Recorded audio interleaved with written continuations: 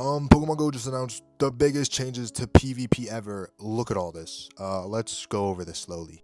So we've had this interlude season going on. No ace, no veteran, no expert, no legend. Just rank 20 is the highest rank.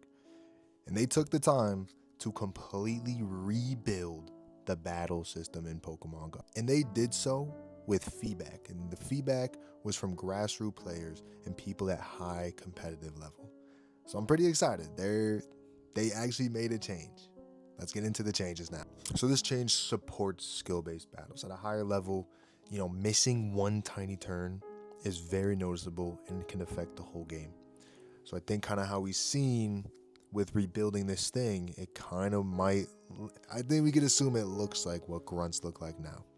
And it's making sure that every single turn is done correctly, no matter about lag, input delay, nothing. Like, this is to make sure every single battle runs as smoothly as possible. It may look clunky, it may feel clunky playing, it is brand new, but we could assume that there will be no hiccups and it will work.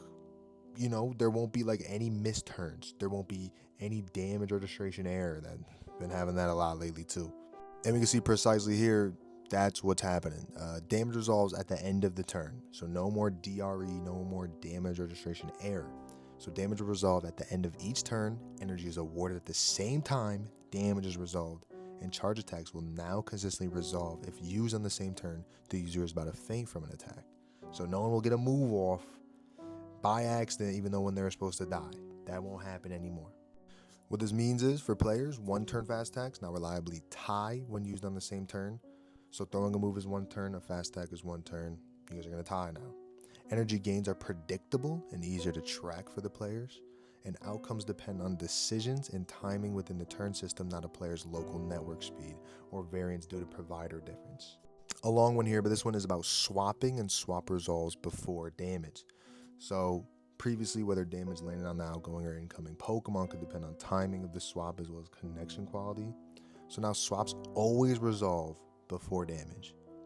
What this means is when you swap on the same turn as an opponent's fast attack completes, the incoming Pokemon will consistently take the damage, no matter what.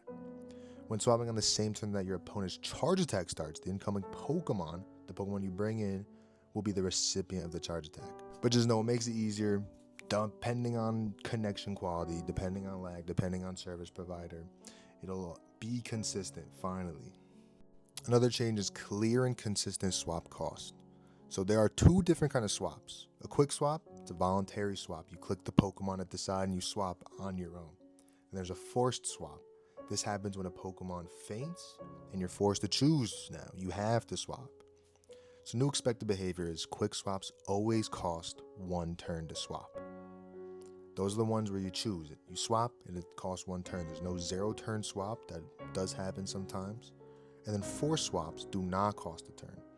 So they're not going to come in like a turn behind, but if you do swap, you do come in a turn behind. Swaps during the end of the charge attack sequence will not cost a turn.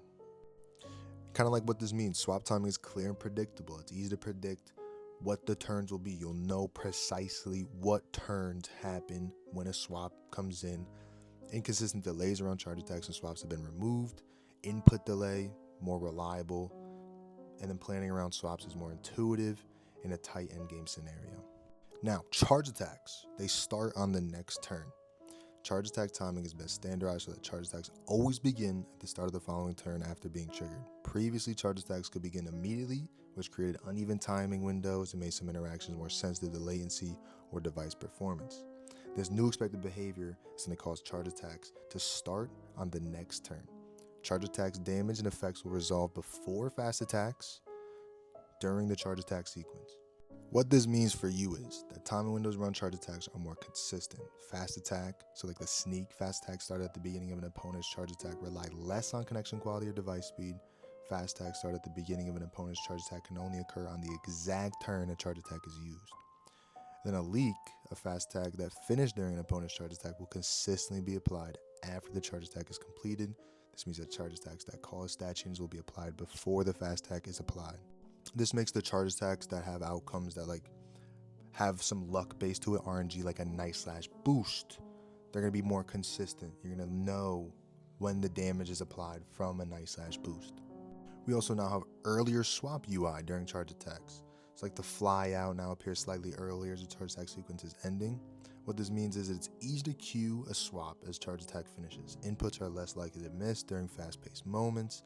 Visual feedback better matches when the system is ready for your next action. Now I feel like if you're not a high level player, some of that might not make sense, but this might make the most sense. Battles continue even if a trainer disconnects. So now both players must connect before a battle begins. Battles continue to progress even if a client stops responding, if you close the app, if your game breaks, if your mom calls or something. Battles will always continue. Always. Now something for a high level scenario, this helps us do like a 1-turn wait. They throw a charge attack, we wait a turn, then we can swap out and stuff, you know what I mean? It's like the battle resolves cleanly, opponent disconnects leaves the match. Outcome around knockouts, energy gain, and alignment are clear and consistent. Delays due to player input during a charge attack will no longer impact game pacing and flow. Situations where both players do not want to submit actions are now more clear. So if you just don't want to throw a move, it'll be more clear. The game will progress. It won't be like any lag or waiting. We have now some HP bar animation updates. With damage resolving at the end of turns, HP bar behavior has been updated to better communicate when damage is pending versus when it is finalized. In rare charge attack timing scenarios, players may briefly see pending damage before resolution. Rest assured that the HP bar animations resolve only when the damage is applied. And finally, for the competitive battlers, those that go to regionals and stuff, these updates strengthen the competitive experience, improving reliability and fairness for all trainers, and lead to the following: consistent outcomes, identical game states and decisions, reduced sensitivity for latency and device performance, no lag, you can't complain about it now, clearer and more reliable timing for advanced techniques like the turn wait, like a little swap, like a little, you know what I'm saying?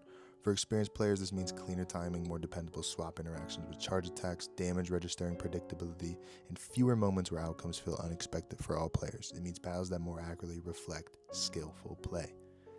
No lag, no stress, no nothing. Damn, that was a lot. Now looking ahead, the final notes. This update focuses on reinforcing the core of the battle system. They completely reworked it. I think we saw it in Grunts how it looks. I don't know if it's going to be exactly that, or if they're going to be like something else that changes it, if it's going to look a bit smoother, but it's going to how it's going to be. It's going to be more predictability. They're going to continue monitoring, and of course, it's not in its final heydays. More feedback will probably be taken. More changes will probably be made. But we'll see you in GBL. Just maybe take it easier on Shadow Dragonite. Funny closing words there. But yeah, 8 minutes of looking at this is crazy. Hope you guys are excited. Hope you guys enjoyed me going through it. And I don't know.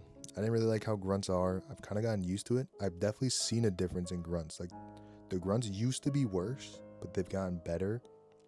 And it's better pacing, which means GBL is going to be better pacing too than what it was when it first came out. But, you know, let me know what you think. I'm excited. It's going to be a lot to learn still, kind of, it feels like. Just getting the flow. Like, it's a change of flow, which we're just so used to, of course. But, yeah, let me know.